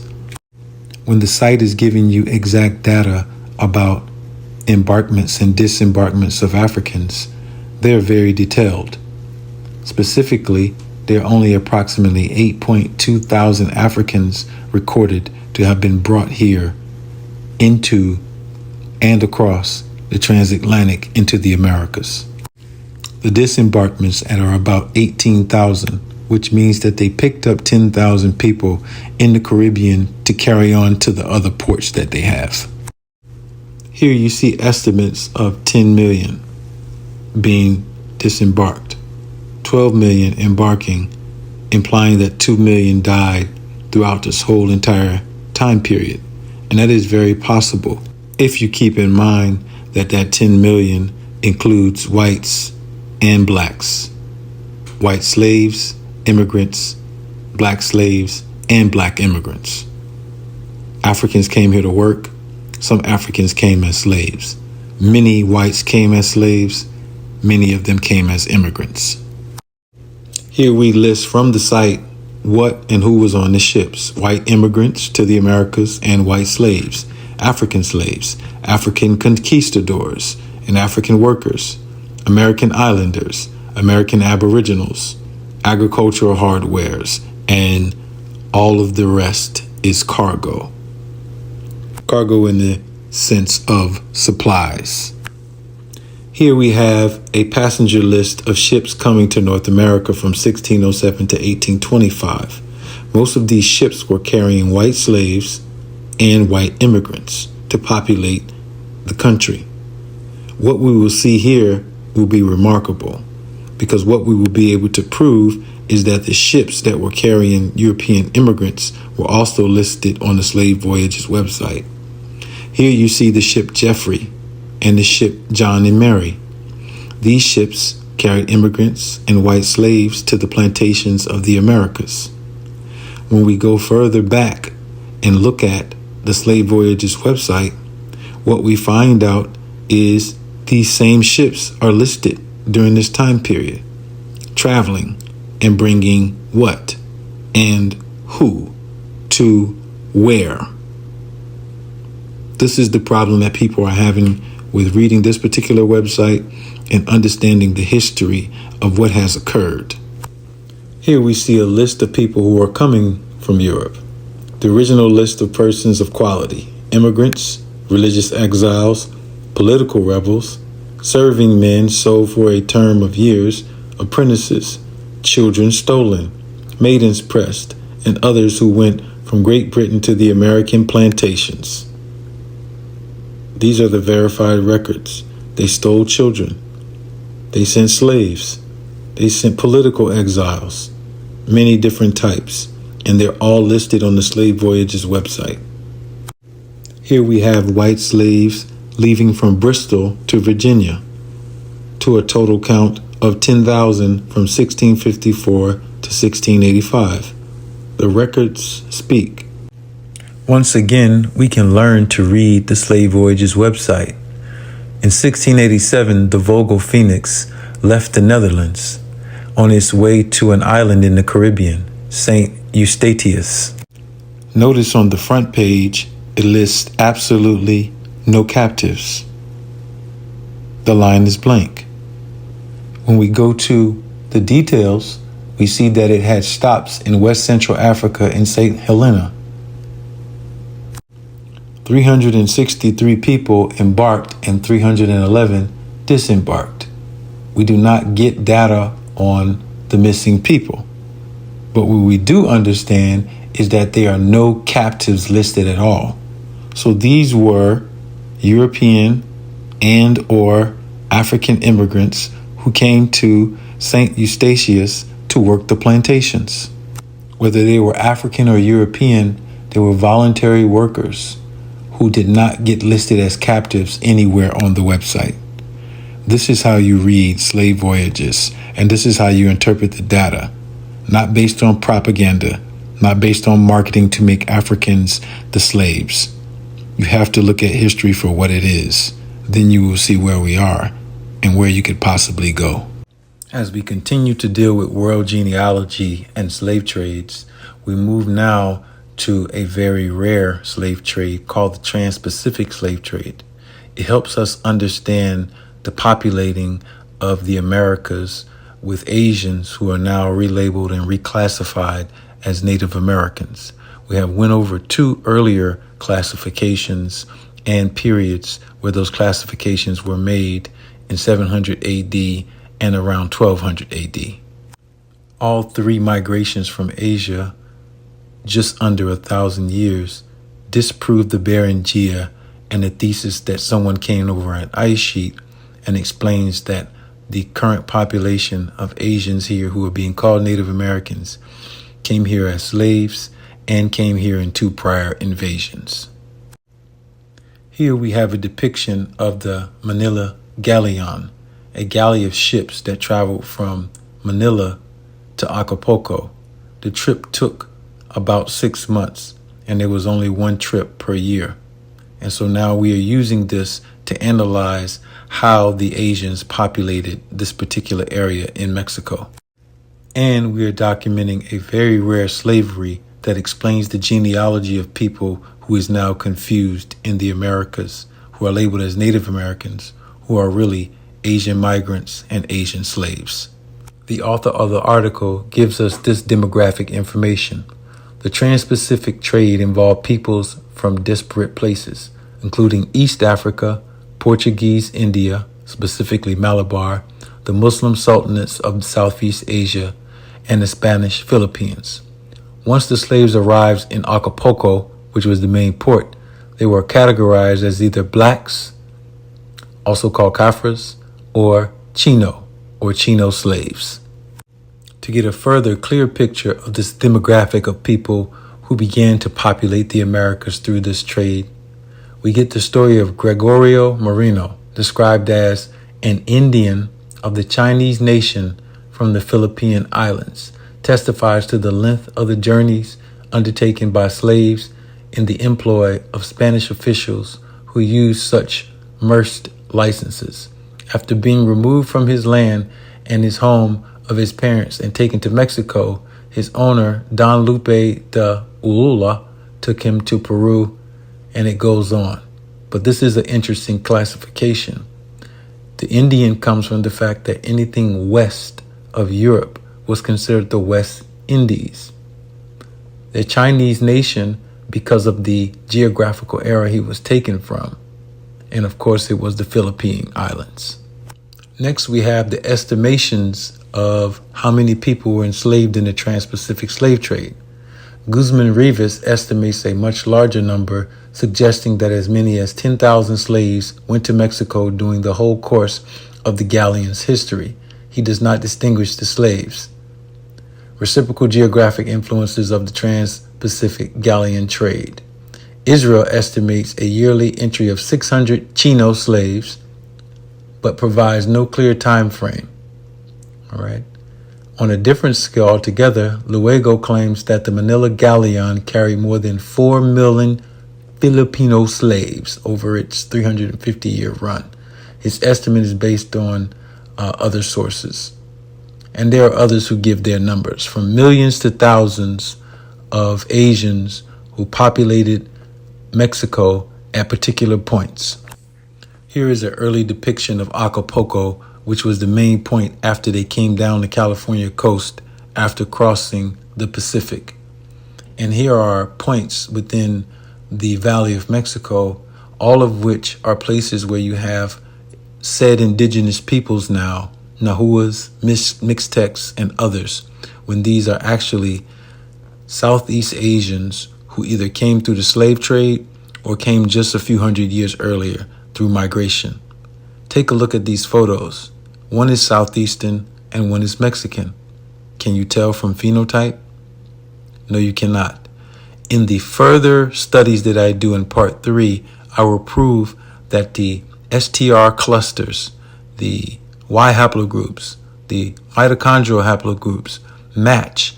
And not only do they match, we can calculate which one of the 3 migrations any one of the people who takes the test on either side of the Pacific came or their family derived from that particular area. We will do this in part 3, as our sole and exclusive goal is to teach worldwide genealogy so that peoples know actually where they come from, as opposed to where they believe they come from the lies that they have told, especially about the slave trade. In this last part, we close out by solidifying the fact that they lied about the slave trade. Not just the transatlantic slave trade, the Transpacific slave trade, the internal slave trades on the lands of Africa and America.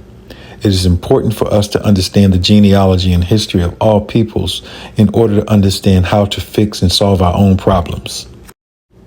I return here to a few narratives to solidify this white slavery. A letter by white slave Elizabeth Spriggs in Maryland to her father John Spriggs in London, September 22nd, 1756, describes some of the conditions that these white slaves endured. Let us keep in mind this is a British white, non-mixed, who is complaining about slavery prior to the Declaration of Independence. I mentioned the Declaration of Independence because it is the document that freed white people on this land. After re-enslaving themselves and others again, it took the Emancipation Proclamation to free everyone who was a slave on this land who did not have a nationality. And she states, "Honored father, oh dear father, I am sure you'll pity your distressed daughter. What we unfortunate English people suffer here is beyond the probability of you in England to conceive. Let it suffice that I am one of the unhappy number tolling day and night, and very often in the horse's drudgery. With only the comfort of hearing me called, you bitch, you did not do half enough.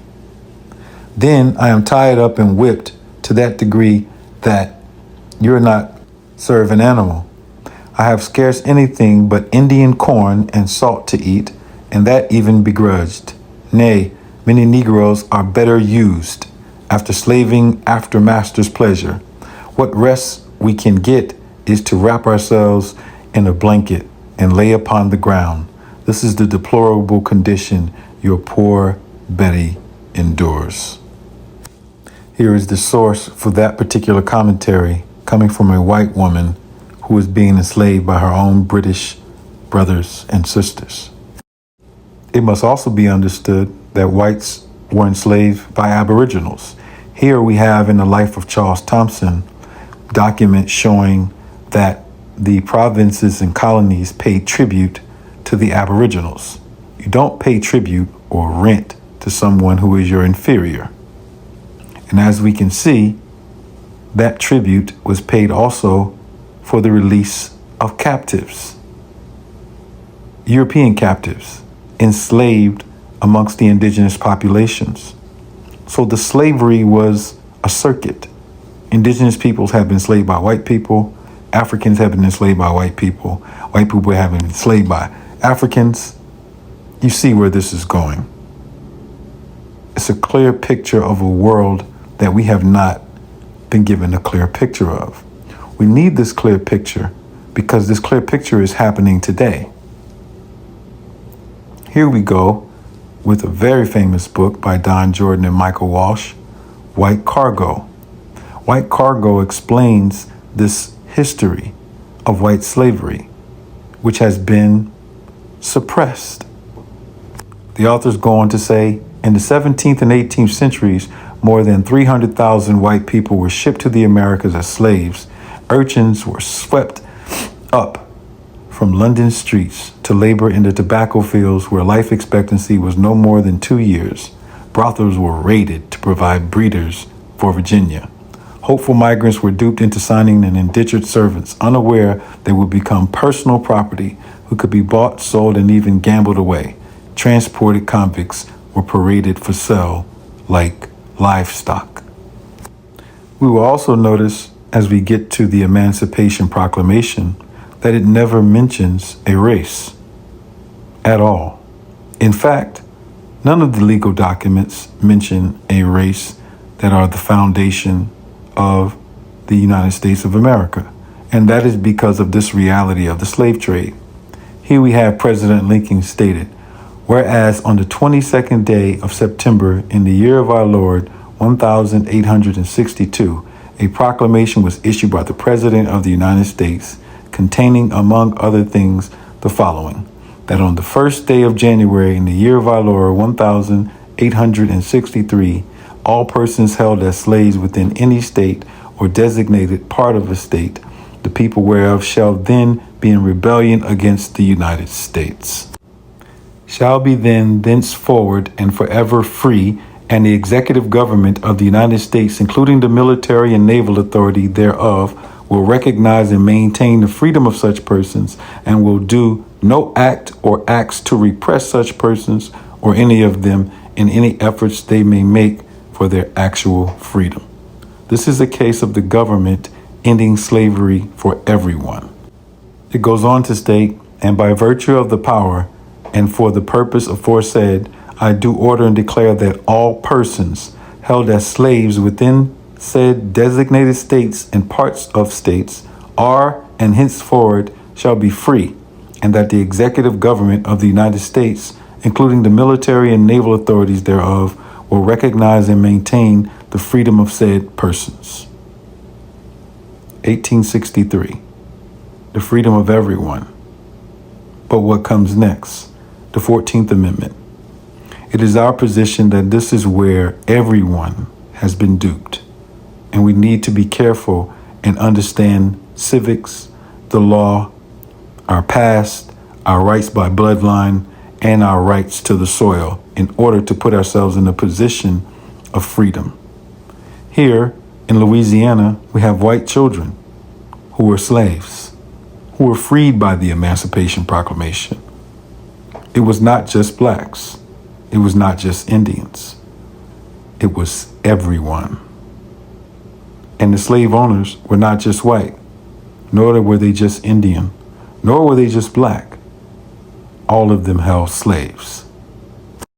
This documentary was never about slavery just in the past. It's about slavery today.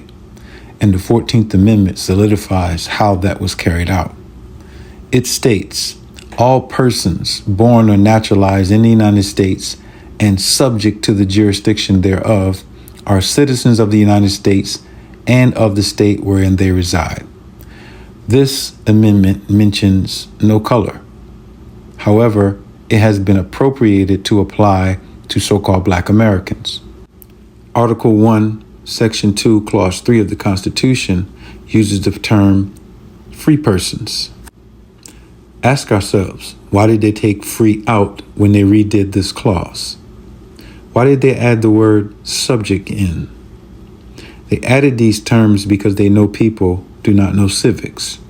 And with this one amendment, they have swept people into one corporate citizenship, when in fact, there should be three types of status. One for Europeans who are free persons under the Constitution. Two, for all black people who are the true aboriginals who should only interact with citizenship under the 1924 Snyder Act, which guarantees protection of their tribal rights and their tribal properties. And that means that all of us should be under some indigenous governance. The only people that the 14th Amendment should apply to are those who are immigrants to this particular land, coming from other countries who are not a part of its native population or the original stock of Europeans or peoples who formed the United States of America. With this type of civics operating, it would reduce all of the problems that we have to ashes. We would be able to carry on politics, governance, socio-political activity, economics, without the many, many problems we have today. Instead, the people have been turned into human capital. They are not aware, and it is not in their best interest that this process continues. It will continue to weaken the economy and the structure of society to the point where we have serfs and servants all over again in a way that we could never imagine. So now, in order to solve the problem, we have to understand some very simple things. All of this is fiction of law, something known to be false, but is assumed to be true, founded on a fiction having the character of a fiction, pretended, counterfeit, feigned, imaginary, not real, false, not genuine, non-existent.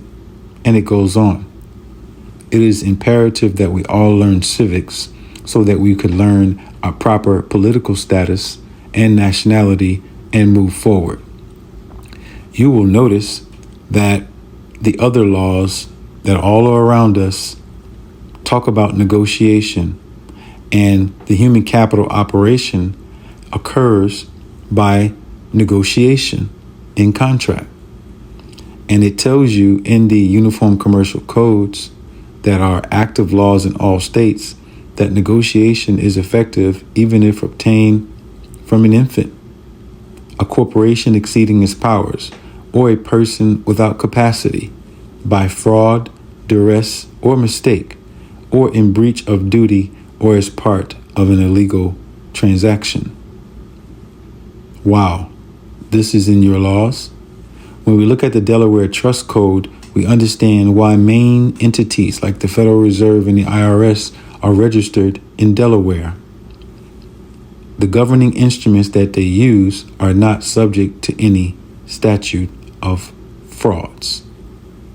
These trustee and beneficiary documents that we fill out, W-4s, etc., injure us in a way that we are ignorant to what we're signing, and we're giving over rights, power, and resources.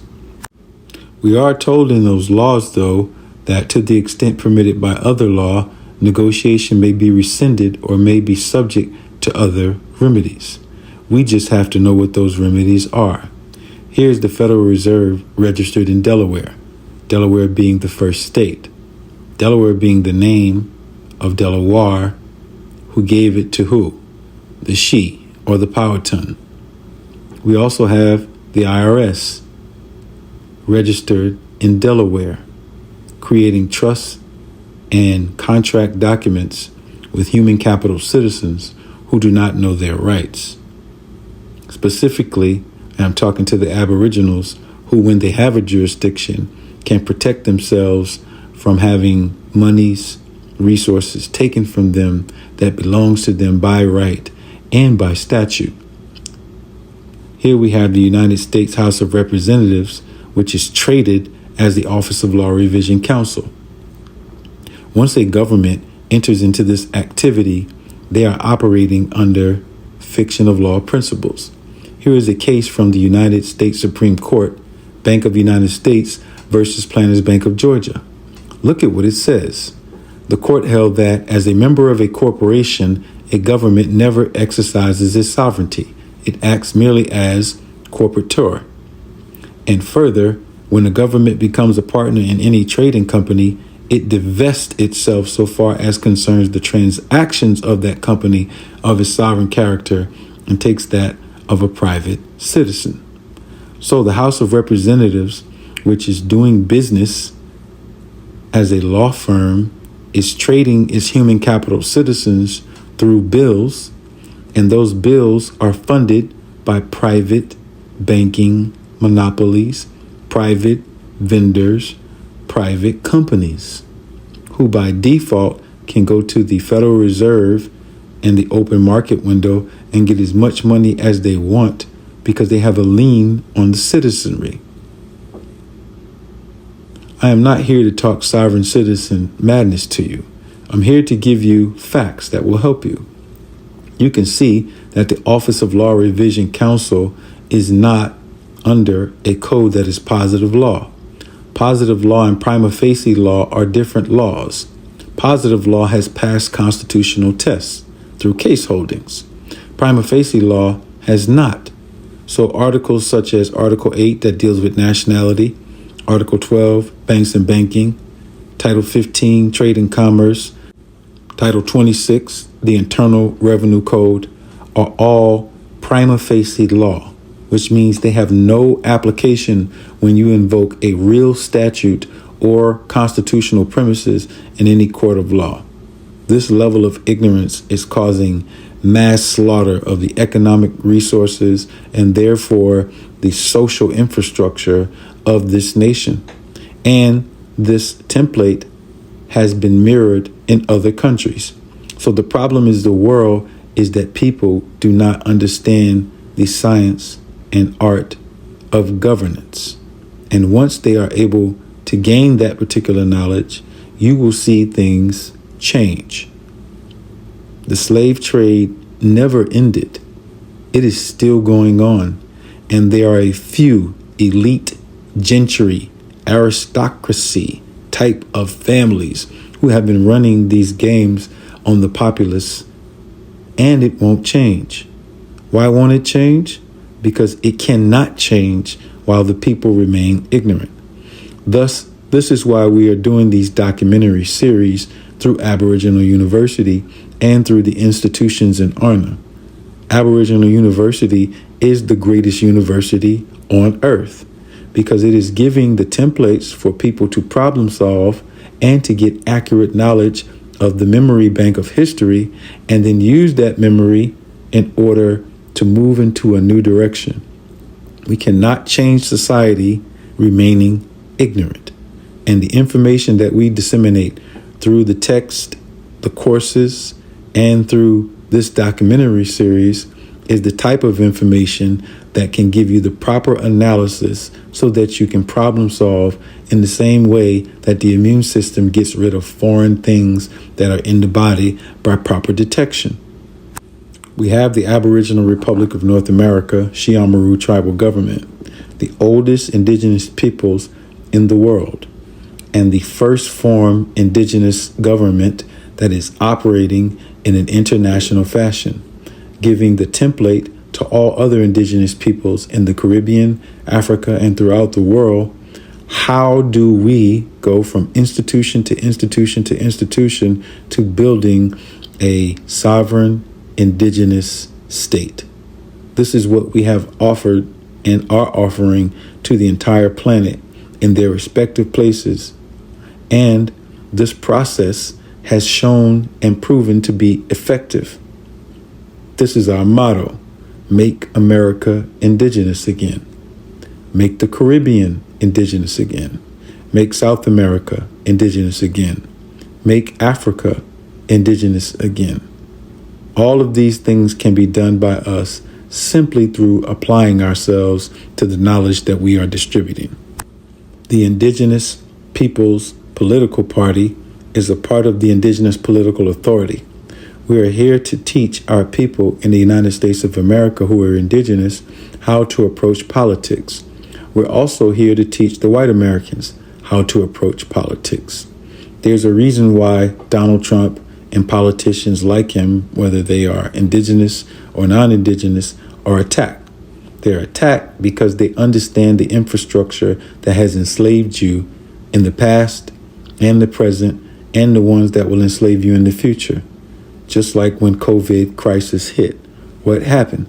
People were forced to be slaves and hurdled into taking vaccinations. We were here with contraindication forms, tribal vaccination exemption forms, and none of our people were impacted. Their jobs were not impacted because we are free thinking people, free working people. You cannot change your condition with a slave mind. If you believe in the past history of slavery as you do, you will remain a slave and not know that your slavery is current and prophetic.